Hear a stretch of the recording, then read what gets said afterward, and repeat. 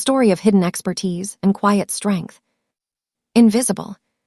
The night shift janitor arrived at Mercy General Hospital at 10 p.m., just like every other night.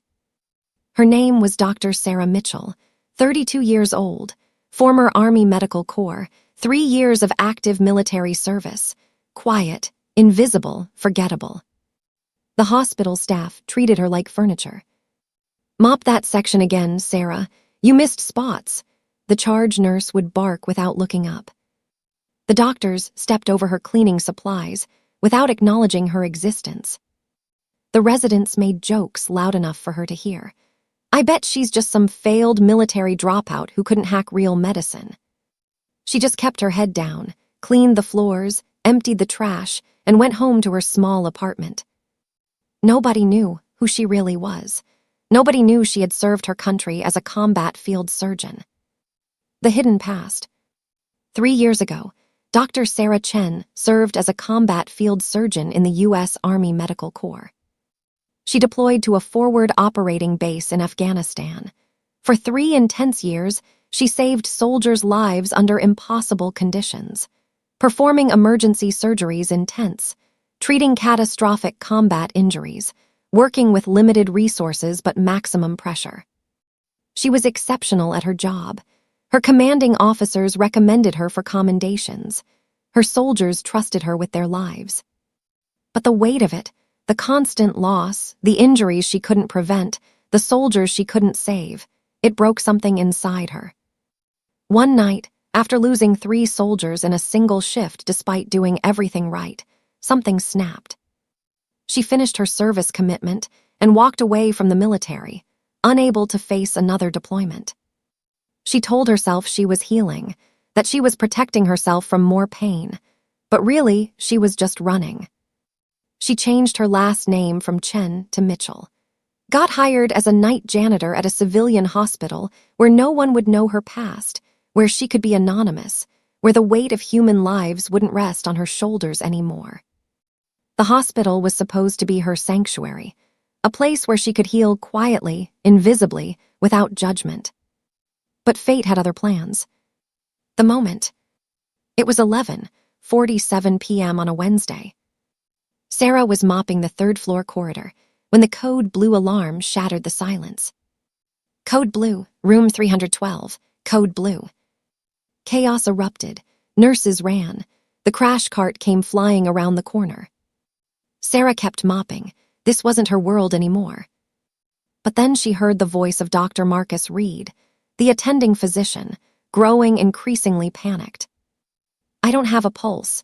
We're losing him. Where's the crash cart? Why isn't he responding?" Something in Sarah's muscle memory activated.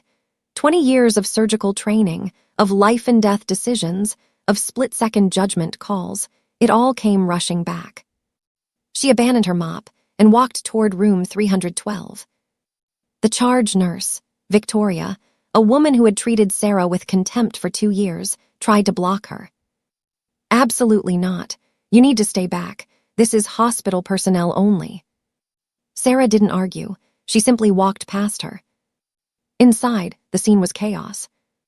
The patient, a 64-year-old man named Robert Hayes, was in full cardiac arrest. Dr. Reed was performing chest compressions, but they were too shallow, too slow, lacking the precise rhythm needed for effectiveness. The defibrillator pads were on, but the machine wasn't calibrated correctly. Sarah could see it immediately. Her muscle memory kicked in. 20 years of surgical training transformed into 3 years of combat field medicine, making split-second decisions under pressure, with minimal resources but maximum stakes. She stepped forward and gently placed her hand on Dr. Reed's shoulder. "Stop compressions. Pause for 5 seconds, she said quietly, but with absolute authority, the voice of someone who had commanded a field hospital under fire. Dr. Reed looked up, confused and annoyed at the interruption. "Who the hell are you?" "The defibrillator isn't reading correctly. The leads are twisted." "Pause. Let me fix this," Sarah said, already moving toward the machine. Her hands moved with precision, hands that had performed emergency surgeries in combat zones.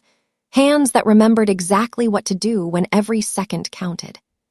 She adjusted the leads. The monitor immediately showed a clearer rhythm, ventricular fibrillation. Shockable. Resume compressions, 30 compressions, 1, 2, 3. She began the count with military-like precision. The nurses, sensing something authoritative in her voice, followed her commands without question. Epi, 1 milligram now. Resume compressions. Charge to 200 joules. Clear, shock. The patient's body convulsed. The monitor flickered. Beep, beep, beep. Sinus rhythm, weak but present. Robert Hayes was alive. The room went silent.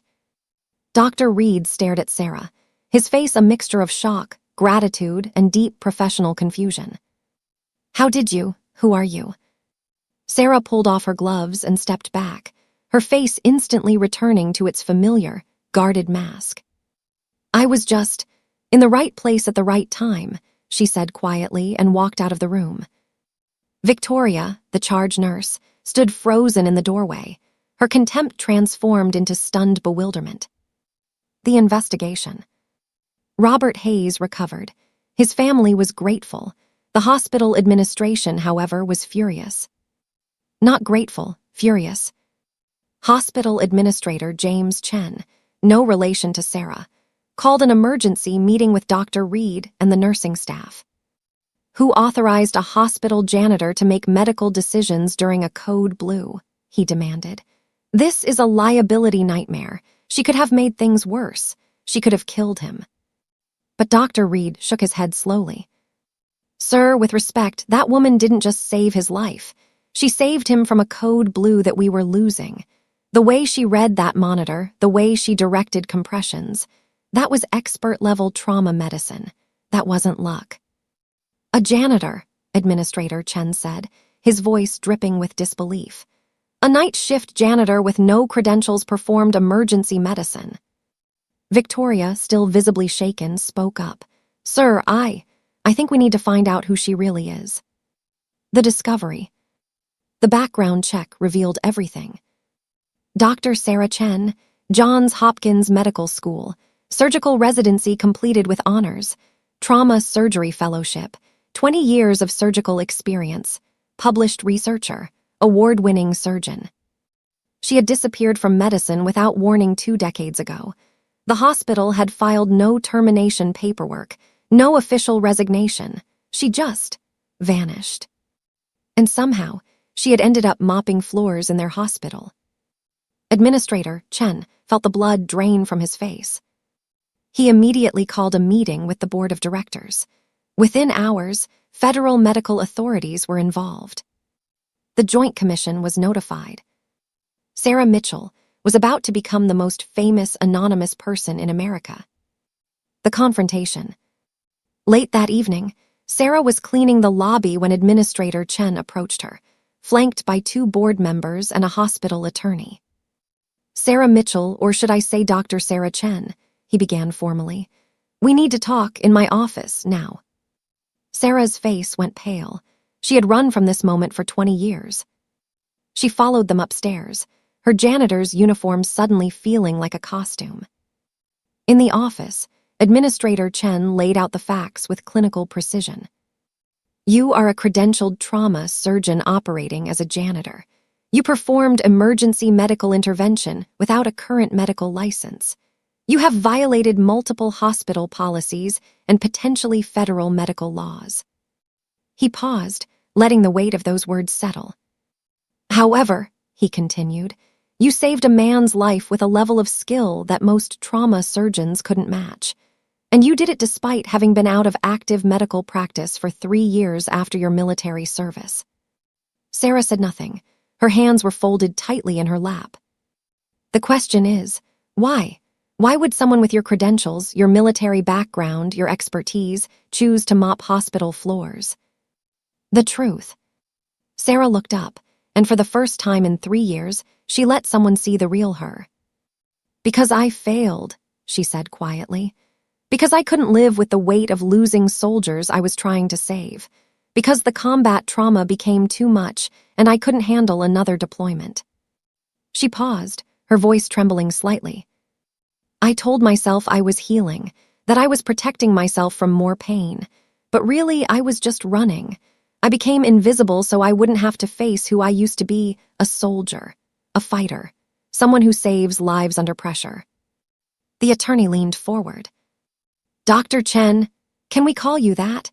What you did in room 312 was extraordinary. It was also illegal without a current license. But more importantly, it shows that whatever you were running from, you're still the person who saves lives. You're still the combat surgeon who trained to work under impossible conditions.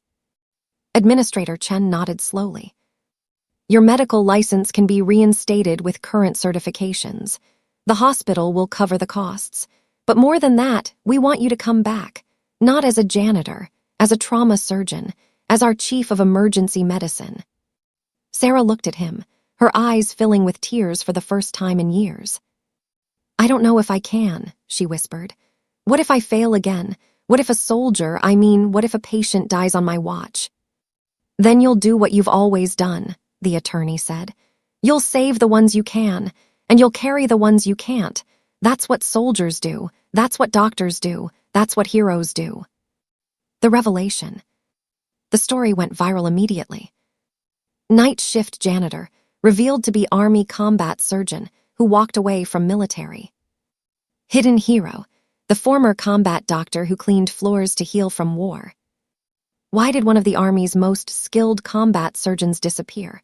The answer will change everything. Dr. Sarah Chen's face was on every news channel. Her military service record was released. News outlets discovered her commendations.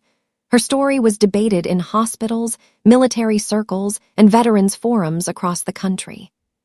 But what shocked everyone was her response. She gave one single statement, and then refused all further interviews. I didn't walk away from the military or medicine because I wasn't good enough. I walked away because I couldn't handle the responsibility of losing soldiers I was trying to save. But hiding didn't heal me. Running didn't fix me. What healed me was remembering why I joined the military in the first place. Not for glory or recognition, but because I wanted to save lives, especially the lives of the soldiers who trusted me. She paused, her voice steady but emotional. I'm ready to come back, not as the combat surgeon I was 3 years ago, but as someone who understands that failure, trauma, and loss are part of this profession. And that's okay. Because the people who keep showing up, who keep fighting, who keep trying despite knowing they'll lose sometimes, those are the real heroes. The return. Sarah Mitchell hung up her mop for the last time.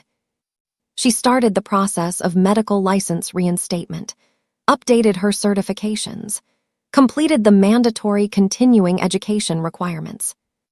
Dr. Reed, the resident who had been in room 312, requested her as his mentor. Victoria, the charge nurse who had mocked her, asked to transfer to Sarah's department. I want to learn from you, Victoria said, her voice full of genuine contrition. I treated you like you were invisible. I'm sorry. Sarah placed a hand on her shoulder. You judged me based on what you could see. I can't blame you for that. I wanted to be invisible. But maybe now we can both learn to really see each other. The hospital held a formal ceremony, welcoming Dr. Sarah Chen back to active practice. She wore her white coat for the first time in 20 years. The weight of it on her shoulders felt both familiar and new. Administrator Chen stood beside her. Welcome home, Dr. Chen. We can't wait to see what you do next. Sarah looked out at the staff, the nurses, the residents, the administrators, the custodial team, all watching her. She thought about Robert Hayes, recovering in his room upstairs, about the lives she would save in the coming years, about the lives she might not be able to save, and how she would carry that weight differently this time. I'm ready, she said. The legacy. 1 year later, Dr. Sarah Chen had transformed the emergency medicine department at Mercy General. She implemented new trauma protocols. She trained a generation of residents. She created a culture where failure was discussed openly, where trauma was treated as a serious professional hazard, and where doctors were encouraged to seek help when they struggled. Most importantly, She created a mentorship program for medical professionals experiencing burnout or PTSD. The Emergency Response Team, they called it, named not for speed but for resilience, for the ability to respond to crisis, both in patients and in ourselves. Victoria became her right hand, no longer driven by the need for control, but by genuine desire to help.